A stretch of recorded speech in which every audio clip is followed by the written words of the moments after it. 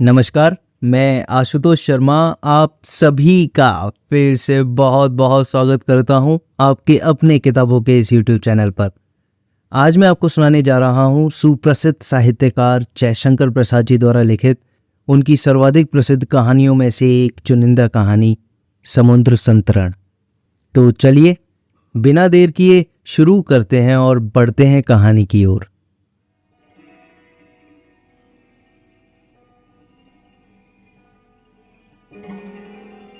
क्षितिज में नील जल थी और व्योम का चुंबन हो रहा है। शांत प्रदेश में शोभा की लहरियां उठ रही हैं। गोधुली का करुण प्रतिबिंब बेला की बालुकामयी भूमि पर दिगंत की तिक्षा का आवाहन कर रहा है। नारिकेल के निवृत्त कुंजों में समुद्र का समीर अपना नीड़ खोज रहा था। सूर्य लज्जा या क्रोध से नहीं, अनुराग से लाल, किरणों से शून्य, अनंत रस निधि में डूबना चाहता है। लहरियां हट जाती हैं। अभी डूबने का समय नहीं है, खेल चल रहा है। सुदर्शन प्रकृति के उस महाअभिनय को चुपचाप देख रहा है। इस दृश्य में सौंदर्य का करुण संगीत था। कला का कोमल चित्र नील धवल लहरों में बनता बिगड़ता था। सुदर्शन ने अनुभव किया कि लहरों में सूर जगत झोंके खा रहे हैं। वह उसे नृत्य देखने आता, परंतु राजकुमार के वेश में नहीं। उसके वैभव के उपकरण दूर रहते। वह अकेला साधारण मनुष्य के समान इसे देखता। निरीह छात्र के सदृश इस गुरु दृश्य से कुछ अध्ययन करता। सौरभ के समान चेतन परमाणुओं से उसका मस्तक भर उठता। वह अपने राजमंदिर को लौट जाता। सुदर्शन बैठा था किसी की प्रतीक्षा में। उसे ना देखते हुए मछली फंसाने का जाल लिए एक धीवर कुमारी समुद्र तट के कगारों पर चढ़ रही थी, जैसे पंख फैलाए तितली। नील भ्रमरी सी उसकी दृष्टि एक क्षण के लिए कहीं नहीं ठहरती थी। श्याम सलोनी गोधुली सी वह सुंदरी सिकता में अपने पद चिन्ह छोड़ती हुई चली जा रही थी। राजकुमार की दृष्टि उधर फिरी।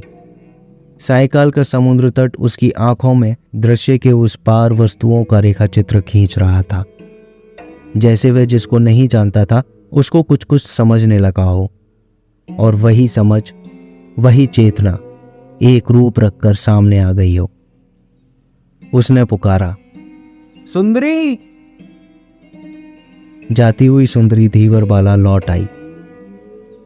उसके अधरों में मुस्कान, आंखों में क्रीड़ा और कपोलों पर यौवन की आवा खेल रही थी, जैसे नील में खंड के भीतर स्वर्ण किरण अरुण का उदय। धीवर बाला आकर खड़ी हो गई। बोली, मुझे किसने पुकारा? मैंने। क्या कहकर पुकारा? सुंदरी। क्यों? मुझ में क्या सौंदर्य है? और है भी कुछ तो क्या तुमसे विशेष? हाँ, मैं आज तक किसी को सुंदरी कहकर नहीं पुकार सका था, क्योंकि ये सौंदर्य विवेचना मुझ में अब तक नहीं थी। आज अकस्मात यह सौंदर्य विवेचन तुम्हारे हृदय में कहां से आया? तुम्हें देखकर मेरी सोई हुई सौंदर्य तृष्णा जाग गई। परंतु भाषा से जिसे सौंदर्य कहते हैं वह तो तुम में भी पूर्ण है।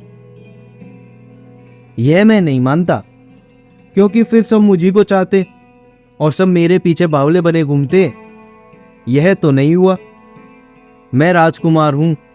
मेरे वैभव का प्रभाव चाहे सौंदर्य का सृजन कर देता हो, पर मैं उसका स्वागत नहीं करता। उस प्रेम निमंत्रण में कुछ वास्तविकता नहीं। हाँ, तो तुम राजकुमार हो, इसी से तुम्हारा सौंदर्य सापेक्ष है। तुम कौन हो? धीवर बालिका। क्या करती हो? मछली फंसाती हूं, कहकर उसने अपने जाल को लहरा दिया। जब इस अनंत एकांत में लहरियों के मिस प्रकृति अपनी हंसी का चित्र दत्तचित्त होकर बना रही, तब तुम उसके अंचल में ऐसा निष्ठुर काम करती हो? निष्ठुर है तो, पर मैं विवश हूं। हमारे द्वीप के राजकुमार का परिणय होने वाला है। उसी उत्सव के लिए सुनहली मछलियां फंसाती हूं। ऐसी ही आज्ञा है। परंतु वह विवाह तो होगा नहीं। तुम कौन हो? मैं भी राजकुमार हूं। राजकुमारों को अपने चक्र की बात विदित होती है, इसलिए कहता हूं। धीवर बाला ने एक बार सुदर्शन के मुख की ओर देखा, फिर कहा, तब तो मैं इन निरीह जीवों को छोड़ देती हूं। सुदर्शन ने कुतूहल से देखा। बालिका ने अपने अंचल से सुनहली मछलियों की भरी हुई मुठ समुद्र में बिखेर दी, जैसे जल बालिका वरुण के चरण में स्वर्ण सुमनों का उपहार दे रही हो। सुदर्शन ने प्रगल्भ होकर उसका हाथ पकड़ लिया और कहा, यदि मैंने झूठ कहा तो कल फिर जान डाल लूंगी। तुम केवल सुंदरी ही नहीं, सरल भी हो, और तुम वंचक हो। कहकर धीवर बाला ने एक निश्वास ली और संध्या के समय अपना मुख फेर लिया। उसकी अलकावली जाल के साथ मिलकर निशीथ का नवीन अध्याय खोलने लगी। सुदर्शन सिर नीचा करके कुछ सोचने लगा। धीवर बालिका चली गई। एक मौन अंधकार टहलने लगा। कुछ काल के अनंतर दो व्यक्ति एक अश्व लिए आए। सुदर्शन से बोले, श्रीमान, विलंब हुआ, बहुत से निमंत्रित लोग आ रहे हैं। महाराज ने आपको स्मरण किया है। मेरा यहां कुछ खो गया है, उसे ढूंढ लूंगा, तब लौटूंगा। श्रीमान, रात्रि समीप है। कुछ चिंता नहीं, चंद्रोदय होगा। हम लोगों को क्या आज्ञा है? जाओ। सब लोग गए। राजकुमार सुदर्शन बैठा रहा। चांदी का थाल लिए रजनी समुद्र से कुछ अमृत भिक्षा लेने आई। उदार सिंधु देने के लिए उमड़ उठा। लहरियां सुदर्शन के पैर चूमने लगीं। उसने देखा दिगंत विस्तृत जलराशि पर कोई गोल और धवल पाल उड़ाता हुआ अपनी सुंदर तरणी लिए हुए आ रहा है। उसका विषय शून्य हृदय व्याकुल हो उठा।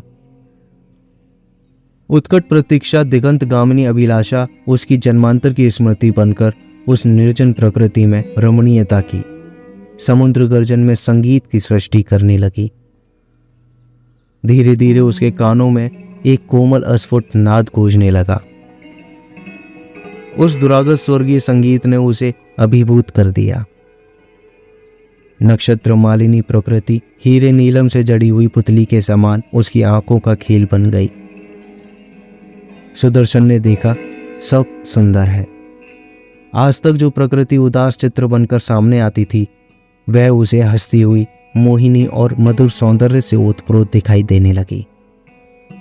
अपने मन में और सब में फैली हुई उस सौंदर्य की विभूति को देखकर सुदर्शन की तन्मयता उत्कंठा में बदल गई। उसे उन्माद हो चला। इच्छा होती थी कि वह समुद्र बन जाए, उसकी उद्वेलित लहरों से चंद्रमा की किरणें खेलें और वह हंसा करे। इतने में ध्यान आया उस धीवर बालिका का। इच्छा हुई कि वह भी वरुण कन्या सी चंद्र किरणों से लिपटी हुई उसके विशाल वक्ष स्थल में विहार करे। उसकी आंखों में गोल धवल पाल वाली नाव समा गई। कानों में अस्फुट संगीत भर गया। सुदर्शन उन्मत्त था। कुछ पदशब्द सुनाई पड़े। उसे ध्यान आया कि मुझे लौट ले जाने के लिए कुछ लोग आ रहे हैं। वह चंचल हो उठा। फैनिल जल्दी में फांद पड़ा, लहरों में तैर चला।